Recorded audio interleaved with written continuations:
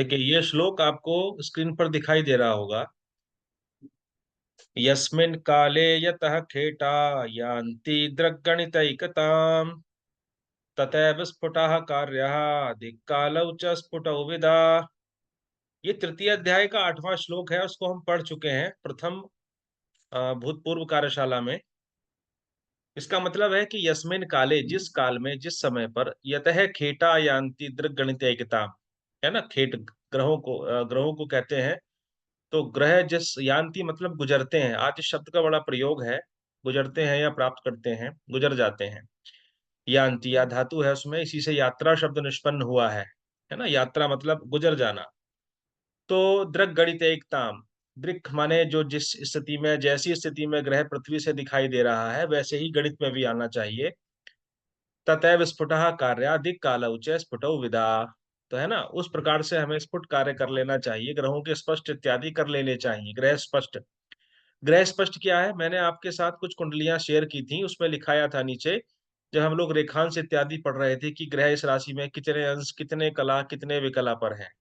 जैसे अभी हम कोई तात्कालिक जन्म पत्रिका को ले अपने पंचांग के द्वारा, तो उसमें भिन्न भिन्न भावों में, द्वादश भावों में ग्रह भिन्न भिन्न स्थितियों में है इस समय।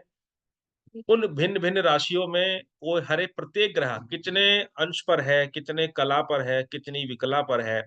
कोई जातक पैदा हुआ है तो उसके समय पर ग्रह कितनी कितने अंश कला पर विद्यमान थे, उसको हम ग्रह स्पष्ट कहते हैं। तो यद्यपि पहले गणित कार्य होना चाहिए इसमें थोड़ा सा, क्योंकि वो आवश्यक है। जब तक आप ग्रह स्पष्ट नहीं समझेंगे तब तक आप जो आगे का फलित है उसको समझने में थोड़ी सी दिक्कत होगी। तो मैं फौरी तौर पर आपको बता देना चाहता हूँ कि गृह स्पष्ट होता है, तात्कालिक गृह स्पष्ट उसको कहते हैं, जिस समय कोई जातक पैदा हुआ तो उस समय कौन सा ग्रह किस राशि में। अब हम लोग जन्म पत्रिका से राशि तो देख लेते हैं कि वर्तमान में जैसे बृहस्पति मेष राशि में चल रहे हैं, शनिदेव कुंभ राशि में चल रहे हैं, इतना हमको मालूम है। लेकिन कितने कितने अंशों पर हैं, कितनी कला विकला पर हैं, उसको पूरा जब हम लोग निकाल लेते हैं गणित करके, तो उसी को हम ग्रह स्पष्ट कहते हैं। ठीक है। तो ये यान्ति शब्द का प्रयोग किया इन्होंने कि ग्रह जिस जिस अंश कला विकला पर गुजर रहे हैं, पहले उसको निकाल लिया जाए।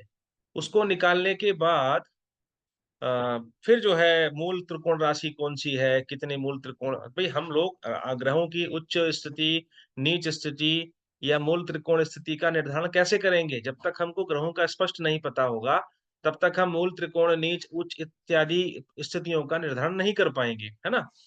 तो इसके लिए मैं गणित ज्योतिष से संबंधित कक्षाएं भी जल्दी ही शुरू करूंगा एक अलग तरीके से। तो आज का जो विषय वस्तु है हमारी, वो 57वें श्लोक की है। 57वां श्लोक है हमारा। देखिए, सामने स्क्रीन पर आपको दिख रहा होगा। दश बंध्वाय सहज स्वान्त्यस्तास्ते परस्परम यत्काले मित्रताम यान्ति रिपवो यत्र संस्थिताः। यान्ति शब्द पर आने से पहले मैं आपको गीता की तरफ लेके चलता हूँ। श्रीमद् भगवत गीता में इस शब्द का बड़ा सुंदर प्रयोग किया है। ये श्लोक आपको दिख रहा होगा, 8वें अध्याय का श्लोक है ये, श्लोक संख्या 23 और 24। इसमें भगवान कृष्ण ने कहा है कि यत्र काले त्वनावृत्तिम आवृत्तिम चैव योगिन प्रयाता यान्ति तम कालम वक्षयामि भरतर्षभ। अग्निर्ज्योतिरः शुक्लः षण्मासा उत्तरायणम् तत्र प्रयाता गच्छन्ति ब्रह्म ब्रह्मविदो जनाः। इसमें कहा भगवान कृष्ण ने कि यत्र काले, जिस काल में, जिस समय पर, तू माने यथा, जिस तरह से, अनावृत्तिम, आवृत्तिम, अनावृत्ति मतलब जिसकी आवृत्ति नहीं होती, जो वापस नहीं आता। और आवृत्ति मतलब जिसकी आवृत्ति होती है, जो पुनः पुनः आता रहता है। चैव योगिनः, योगी जो लोग हैं उनमें किन की यथा आवृत्ति होती है, किन की आवृत्ति नहीं होती, जिस काल में भी होती है। प्रयाता यान्ति तम कालम, तम मतलब उस, कालम माने समय को, वक्ष्यामि मैं बोलूंगा, भरतर्षभ, हे भरत, अर्जुन के लिए कहा उन्होंने कि किस किस काल में अनावृत्ति होती है और किस काल में आवृत्ति होती है, मैं उसको बताता हूं। तो क्या कहा उन्होंने अग्निर्ज्योतिरः शुक्लः षण्मासा उत्तरायणम। अग्नि, अग्नि खंड जो है, अग्नि काल है। ज्योति का जो पक्ष है, प्रकाशवान जो पक्ष है, ज्योति अह, अह कहते हैं दिन को।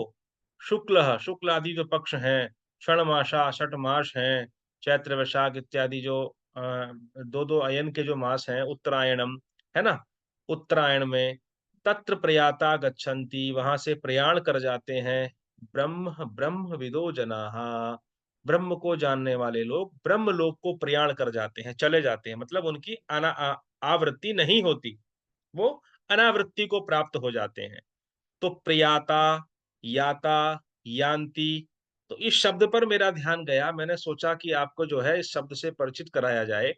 तो यान्ति शब्द में ही जो है ना यात्रा शब्द भी छिपा हुआ है। यान्ति, यात्रा, सब एक ही धातु से निष्पन्न शब्द हैं। तो यात्रा का मतलब भी है कि याता, है ना, याता, यात्री, यात्रा, ये सब एक ही धातु से बने हुए शब्द हैं। तो कौन गुजर रहे हैं, जा रहे हैं, प्राप्त हो रहे हैं। तो ऐसे ही श्लोक में शब्द आया है।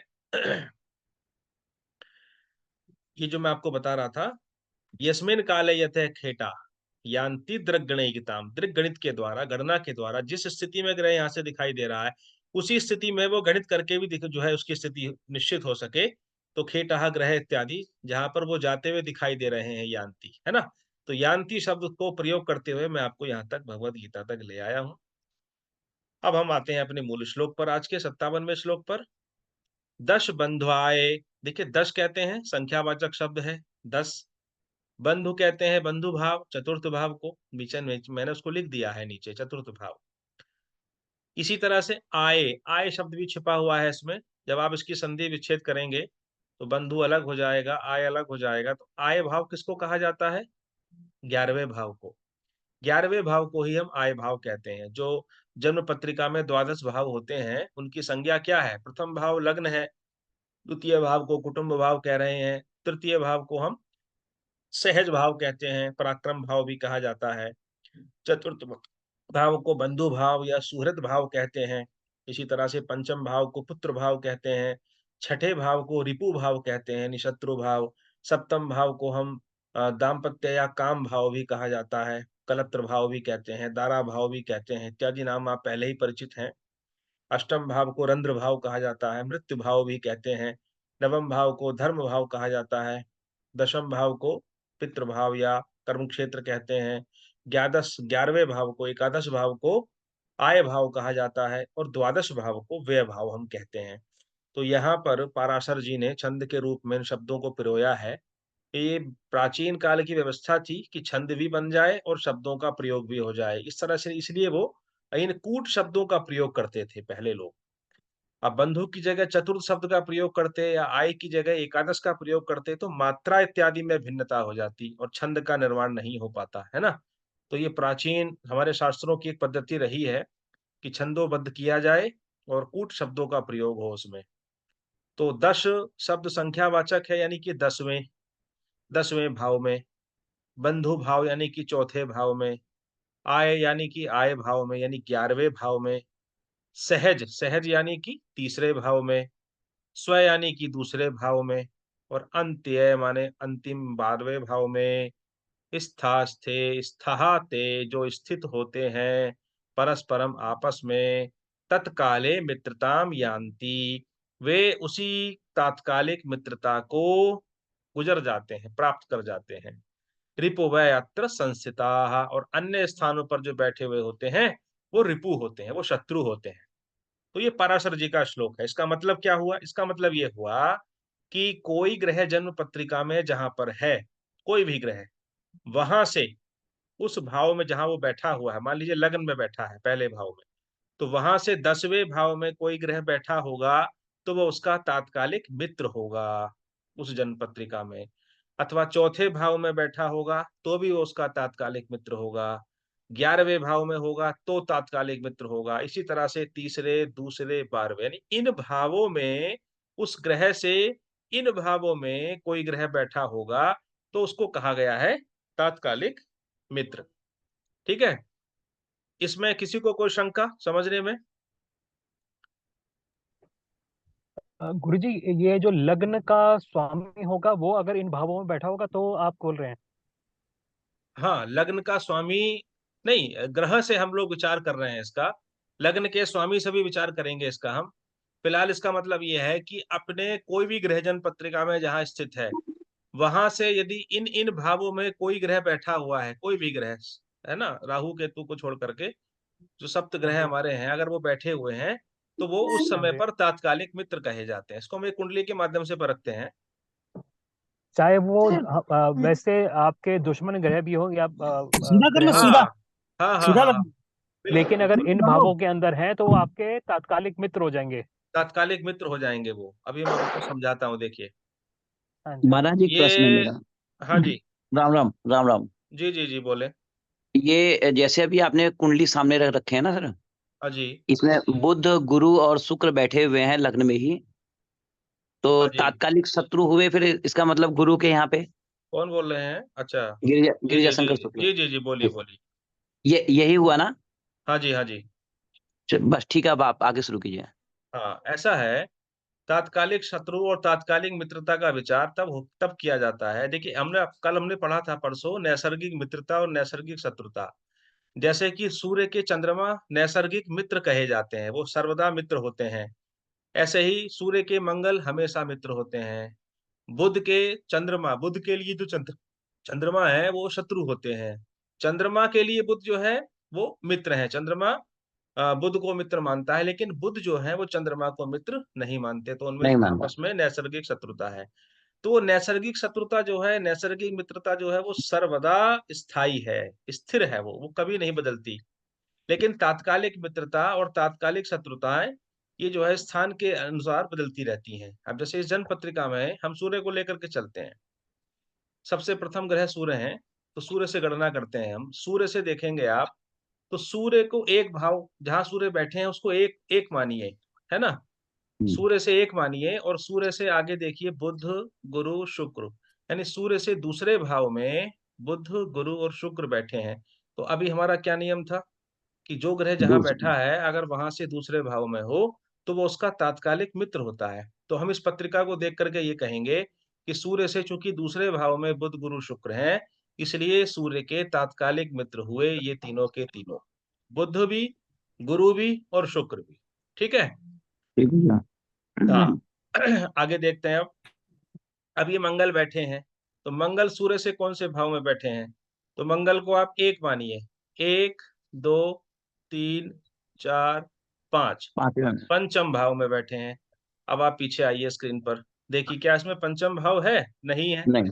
तो इन भावों को छोड़ करके जो अन्य भाव हैं, उसमें अगर ग्रह बैठे तो वो उनके तात्कालिक शत्रु होते हैं। आया ना इसमें, रिपुवो यत्र संस्थिताः। अन्य स्थानों पर स्थित हो अगर कोई ग्रह, तो वो उनके रिपु कहलाते हैं। रिपु मतलब, संस्कृत में रिपु का मतलब होता है शत्रु, शत्रु। दुश्मन, शत्रु या दुश्मन। तो यहाँ पर मंगल सूर्य के तात्कालिक शत्रु शत्रु हैं, होगा। है ना। अब चूंकि जन्म पत्रिका में जो ग्रहों की स्थिति है, राशियों की स्थिति है, ये हमेशा बदलती रहती है। ग्रह तो सर्वदा जो है वो परिक्रमणशील है, परिभ्रमणशील है, हमेशा परिक्रमा कर रहे हैं, स्थिर नहीं है।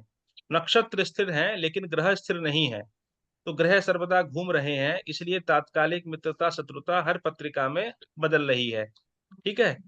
अभी ये मंगल मान लीजिए यहाँ हो जाते, मीन राशि में होते, कोई जातक उत्पन्न हुआ होता और मंगल यहाँ वृषभ राशि में बैठे हैं और ये मीन राशि में होते, और सूर्य यही होते, तो देखिए आप, सूर्य से कौन से भाव में मंगल होते?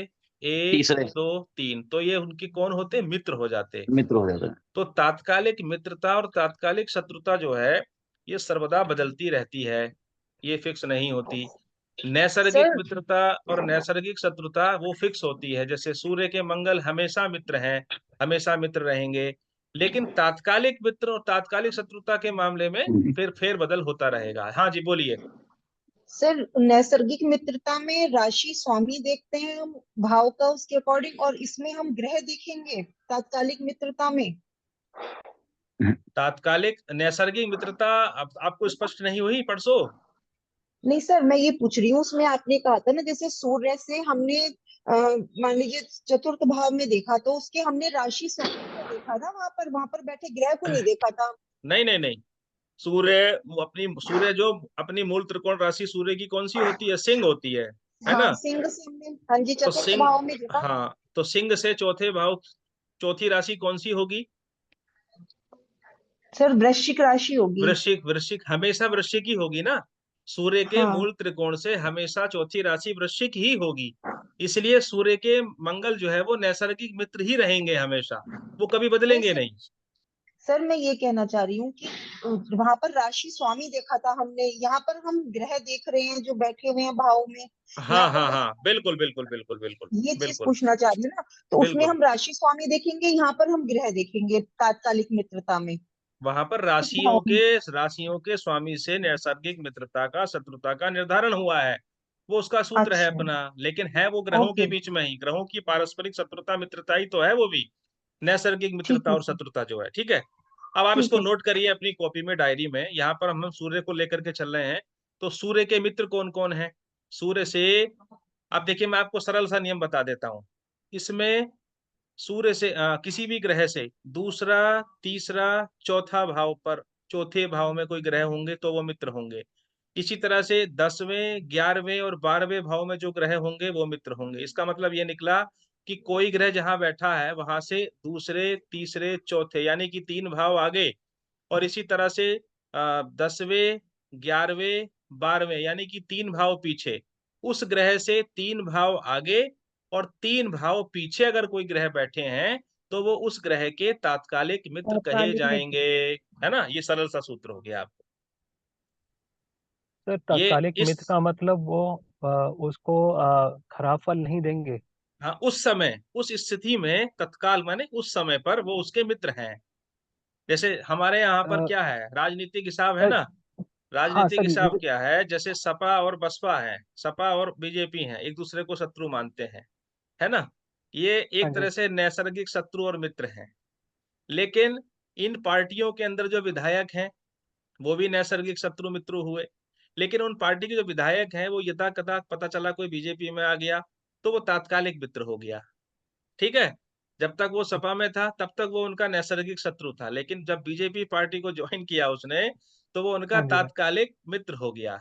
यही हिसाब सटीक, है ना। तो सटीक सर उदाहरण। हाँ, तो इनका जो अभी अ, पूरा टॉपिक होने दीजिए मेरा, पहले उसको समझ ओके ओके लीजिए, सर। उसके बाद आप ठीक है सर। पूछिएगा, है ना। ठीक है सर, तो ठीक। हम यहाँ पर सूर्य के नैसर्गिक मित्र देख रहे हैं, तो अब डायरी में नोट करिए आप, सूर्य से 3 भाव आगे कितने ग्रह बैठे हैं?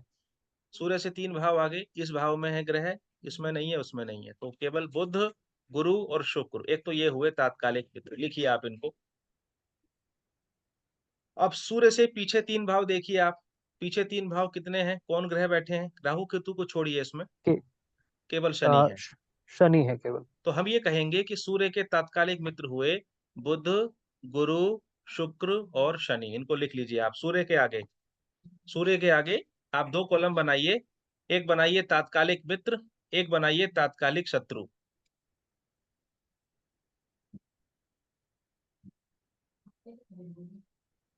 सम्राट जी नोट करिए आप भी।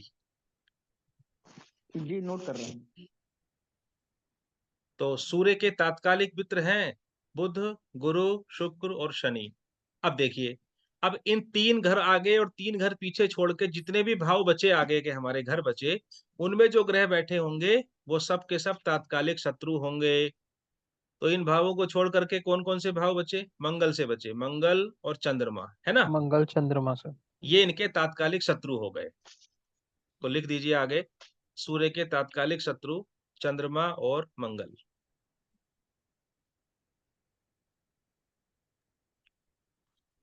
अब आप देखिए, सूर्य के बाद अगले ग्रह हैं चंद्रमा। ठीक है, चंद्रमा से देखिए, चंद्रमा जहां बैठे हैं वहां से 3 भाव आगे और चंद्रमा से 3 भाव पीछे कौन ग्रह बैठे हैं?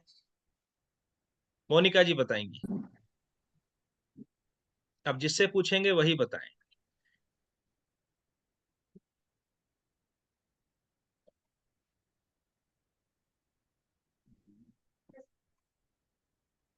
मोनिका जी बताएं, चंद्रमा के तात्कालिक मित्र कौन है?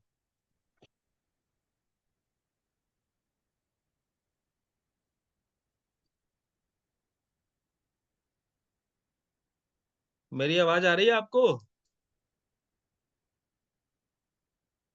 अच्छा, प्रेमलता पांडे जी बताएंगी चंद्रमा के तात्कालिक मित्र कौन है?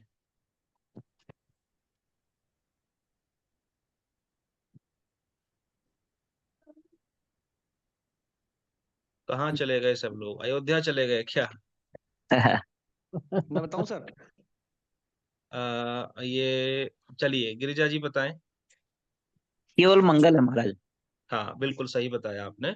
चंद्रमा से 3 घर पीछे और चंद्रमा से 3 घर आगे केवल मंगल हैं, इसलिए चंद्रमा के तात्कालिक मित्र मंगल हुए। लिख लीजिए। अभी इस बृहद पाराशर होरा शास्त्र के तृतीय अध्याय में गणित का भाग ज्यादा है, इसलिए मैं 1 या 2 श्लोक ही ले पा रहा हूँ, क्योंकि अगर ये विषय वस्तु कमजोर रह गई तो फिर आगे हमको दिक्कत होगी। फलित पाठ में तो हम 1 1 अध्याय रोज निकाल देंगे, इतने सरल श्लोक हैं, लेकिन यहाँ पर समझने की आवश्यकता है। एक श्लोक पढ़े लेकिन वो हमको पूरी तरह से उतर जाना चाहिए हमारे मनोमस्तिष्क में। चंद्रमा के तात्कालिक शत्रु कौन है, सम्राट जी बताएं।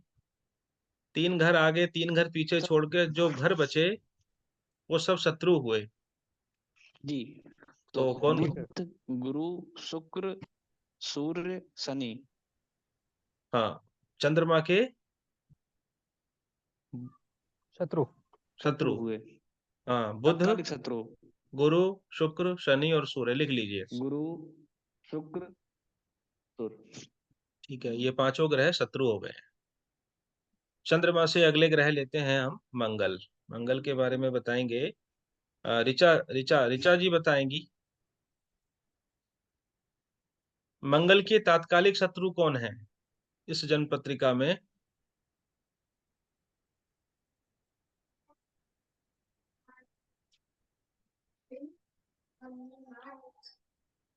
अशिता अग्रवाल जी बताएं। सर शत्रु बताने? पहले मित्र सर बताएं मंगल के। तात्कालिक मित्र हैं चंद्रमा। केवल? सर केवल चंद्रमा। क्यों? 3 घर आगे 3 घर पीछे देखना है ना सर? हाँ, तो मंगल को छोड़ के 3 घर पीछे देखिए। अच्छा, बुध मंगल गुरु। को छोड़ के देखना है। हाँ जी, अच्छा हाँ अच्छा जी, हाँ तो जी, हाँ जी। अच्छा हाँ, तो सर बुध गुरु शुक्र भी हुए इनके मित्र। हाँ, तो मंगल के मित्र कौन कौन हुए? चंद्रमा, बुध, गुरु और शुक्र। 4 ग्रह हो गए, है ना? हाँ जी। ठीक है, लिख लीजिए। इसके बाद आप बताइए मंगल के शत्रु।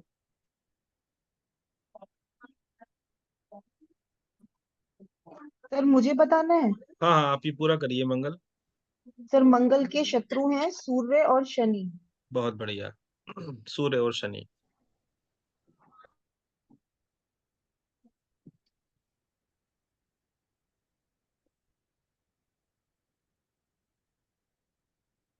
अजय प्रकाश जी बताएं। बुध के बताएं, बुध के तात्कालिक मित्र कौन है?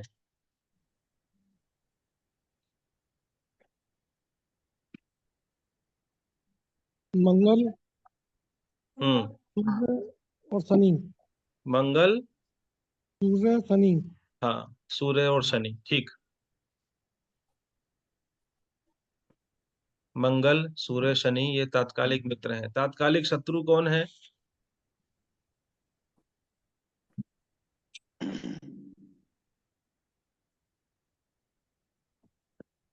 सूर्य। सर केवल चंद्रमा है। केवल चंद्रमा? फिर से सोचिए।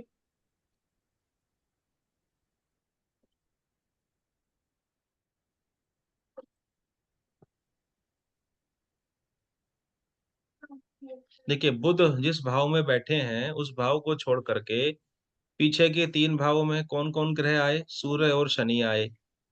और हाँ जी। आगे के जो 3 भाव है वो मंगल आए।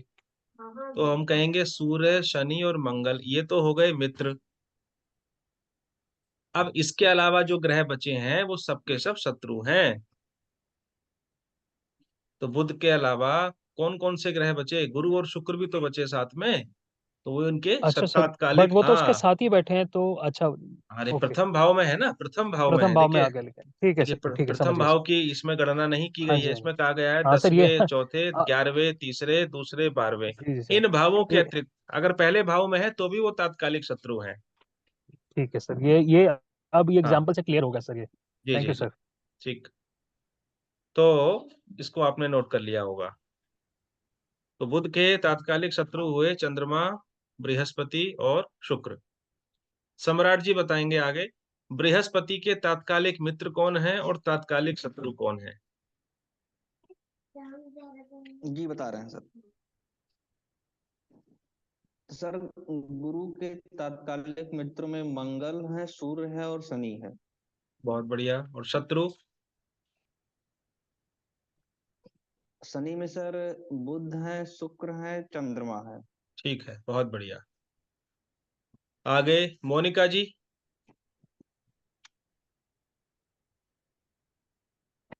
ये महिला साथी हमारी कहाँ चली गई सब? मोनिका जी, ऋचा जी। ऋचा जी मेरी आवाज नहीं आ रही आपको?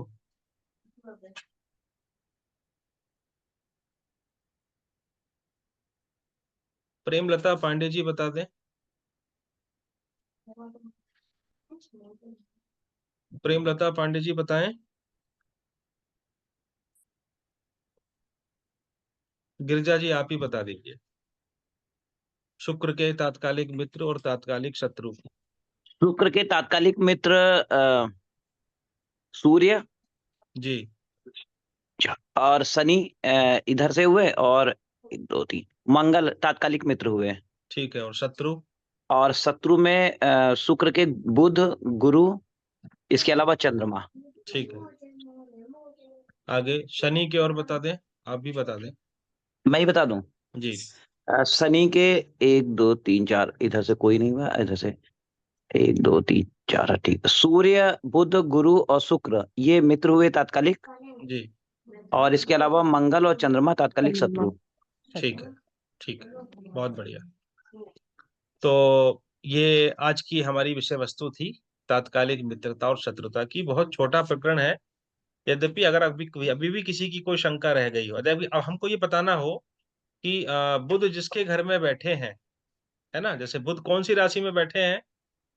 शनि के राशि में बैठे हुए हैं। शनि की राशि में। तो आप बता सकते हैं बुध मित्र की राशि में बैठे हैं कि शत्रु की राशि में बैठे हैं? बुध वैसे तो मित्र की राशि में बैठे हुए हैं। हाँ, क्योंकि बुध जिसकी राशि में बैठे हैं उसका जो अधिपति है वो शनि है, और शनि जो है वो बुध से 3 भाव पीछे है ना। जी तो हम बुध के बारे में कहेंगे कि बुध जो है वो अपनी मित्र राशि में ही बैठे हैं। अधिमित्र। हाँ, इन बातों का विचार फलित में बड़ी सूक्ष्मता के साथ किया जाता है। अब अब आप देखिए, कल को जो हम श्लोक पढ़ने जा रहे हैं वो इसी से संबंधित है। सर मैं पूरा कर दूं बात अपनी, कि जैसे कोई ग्रह नैसर्गिक रूप से मित्र हो किसी का, और लेकिन तात्कालिक रूप से भी वो मित्र हो जाए, तो उसको ज्योतिष में कहा जाता है मित्र प्लस अधिमित्र। मित्र बराबर अधिमित्र। हाँ, अधि ठीक मतलब और श्रेष्ठ मित्र हो गया उसका वो, है ठीक ना। हो गया। दोस्त का दोस्त पक्का दोस्त, है ना। तो इसी तरह से नैसर्गिक रूप से मित्र है, लेकिन तात्कालिक रूप से वो शत्रु हो गया, तो मित्रता शत्रुता एक दूसरे को निरस्त कर देते हैं और वो एक दूसरे के सम बन जाते हैं, है ना। ना मित्र है ना शत्रु है। इसी तरह से अगर नैसर्गिक रूप से वो शत्रु है और यहाँ पर आकर के वो तात्कालिक मित्र हो गया, तो भी वो निरस्त हो गए हैं, सम हो गए हैं। इसी तरह से वो शत्रु है उधर नैसर्गिक रूप से, लेकिन यहाँ पर आकर के क्या हो गया, शत्रु हो गया, तो वो शत्रु और शत्रु मिलकर के अति अधिशत्रु हो शत्रु। जाता है ना, अति शत्रु या अधिशत्रु हो जाता है। जी। तो ये 5 तरीके की मित्रताएं होती हैं। ज्योतिष में इनको कहा गया है पंचधा मैत्री, है ना। 5 प्रकार की मैत्रियां हैं। मैत्री। ये हमारा कल का विषय है, आप इसको पढ़िए, मैं आपको आज ही बता रहा हूँ, और बाकी श्लोक के अनुसार हम इसका अध्ययन कल करेंगे। आज की विषय वस्तु से संबंधित अगर किसी की कोई जिज्ञासा हो तो वो पूछ सकते हैं। सम्राट जी पूछ रहे थे, आप कुछ पूछिए, आपकी जिज्ञासा थी जी कुछ। सर। उपस्थित होंगे। बाकी महिला साथी हमारी कुछ बोली नहीं है आज की कक्षा में, लगता सर है। जो जी सर नैसर्गिक मित्रता में भी फर्स्ट हाउस में जो राशि होगी उस ग्रह से, तो वो भी उसका शत्रु मानी जाएगी। नैसर्गिक मित्रता तो हमेशा सर्वदा स्थायी है, वो रहती है। मैंने कहा ना, नहीं सर, सूर्य के मंगल हमेशा मित्र रहते हैं, ठीक है। तो नहीं सर, इसमें पंचधा मैत्री का विशेष विचार होता है। अब हम जब कल को पंचधा मैत्री पढ़ेंगे तब आपको मित्रता शत्रुता का प्रकरण पूरी तरह से स्पष्ट होगा, उसको मैंने सर आज नहीं लिया। आपने बताया था ना कि नैसर्गिक मैत्री में चतुर्थ भाव, अंतिम स्थान, पंचम भाव, नवम भाव, अष्टम हाँ भाव और अपनी हाँ उच्च राशि और दूसरा भाव, हाँ इनमें जो है वो माने जाएंगे मित्र। तो इसके हाँ अलावा बचे first, third, sixth, seventh, 10th और 11वां भाव, इनके जो होंगे वो सब शत्रु हुए ना फिर सर। जी जी जी जी जी। ठीक। वर्तमान समय में कहाँ पर कौन कौन से ग्रह कहाँ चल रहे हैं उसको हम जन्म पत्रिका में फिट करते हैं। जैसे मान लीजिए सम्राट जी की कन्या लग्न है, कन्या लग्न में बुध बैठे हैं जन्म के समय इनके, लेकिन इस समय जो है वो बुध वो मीन राशि में चल रहे हैं, मान लेते हैं हम, बुध मीन में नहीं चल रहे हैं यद्यपि, तो हम क्या कहेंगे कि गोचर में बुध मीन में चल रहे हैं, है ना। इस समय गोचर में बृहस्पति मेष राशि में चल रहे हैं, शनि कुंभ में चल रहे हैं, सूर्य मकर राशि में चल रहे हैं, तो ये गोचर है, ठीक है। जी सर। गो माने ग्रह, ग्रह को भी गो कहा जाता है। चर माने चल, चल रहे हैं, भ्रमणशील हैं, ग्रह सर्वदा भ्रमणशील हैं, ग्रह कभी रुकते नहीं, ग्रह कभी उल्टे भी नहीं चलते। आज एक प्रकरण में आप जब आगे चलेंगे तो वक्री ग्रह का प्रकरण आएगा, कुछ लोग कंफ्यूज हो जाते हैं उसमें कि ग्रह वक्री हो गए क्या, कि जो आगे चल रहा था क्या वो पीछे चलने लगा। ग्रह कभी पीछे नहीं चलते, एक कोणीय स्थिति होती है, एक एंगुलर मोमेंट है कि पृथ्वी से देखने पर वो ग्रह हमको ऐसा प्रतीत होता है कि मानो उसकी गति कुछ रुक सी गई हो और वो हल्का हल्का उसकी गति कम हो गई हो, उसी स्थिति को ज्योतिष में वक्री कहा गया है ना। लेकिन वास्तविक रूप से ग्रह कभी वक्री नहीं होते, ग्रह सर्वदा आगे की तरफ ही जो है भ्रमण कर रहे हैं। वो सब पृथ्वी के सापेक्ष, चंद्रमा के सापेक्ष एक कोणीय स्थितियां हैं, वो वैज्ञानिक स्थिति है जिसको वक्री के रूप में निरूपित किया गया है। तो ज्योतिष की उस शब्दावली को हमें उस रूप में समझने की आवश्यकता है, ठीक है। तो आप लोगों का धन्यवाद, बहुत बहुत धन्यवाद। ओम धन्यवाद सर। सर्वे भवन्तु सुखिनः, सर्वे सन्तु सर्वे सन्तु निरामयाः, निरामयाः, सर्वे सर्वे भद्राणि भद्राणि पश्यन्तु, मा पश्यन्तु, कश्चित् मा दुःखभाग् कश्चित् भवेत्। ओम शान्तिः शान्तिः शान्तिः शान्तिः। शान्तिः। नमो नमो नमः। नमः सर्वेभ्यो। सर्वेभ्यो नमः।